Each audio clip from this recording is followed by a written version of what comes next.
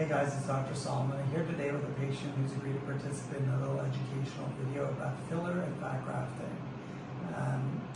She's been a patient of mine for over a decade, almost a decade and a half. And initially she was in her, late 20s when we met. She's now in her early 40s. At that time she was getting filler. And she was getting filler done at our clinic, and she went away to school and was getting filler done elsewhere.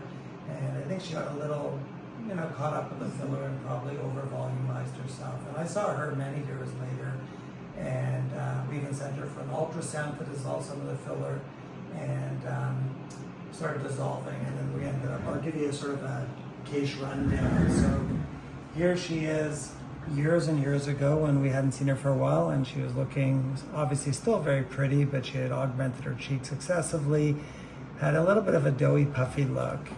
And I'm just going to now move to how she looked after we dissolved some of the filler. You'll see a little bit of bruising after the filler was dissolved.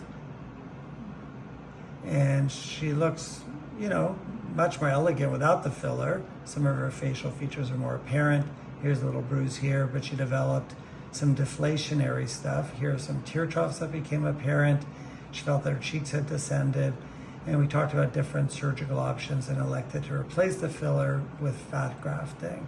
And we're going to show you how she looked after the fat grafting.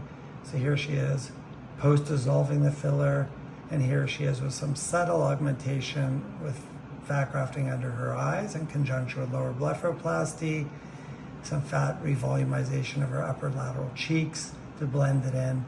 But bottom line is, with the fat, she looks much more natural, much more elegant, and doesn't have the puffy appearance she had when she was using filler as her only augmentation tool. So for some patients, fat grafting, when you're willing to switch over, can provide results that are a little different, and in many cases more natural looking than filler alone.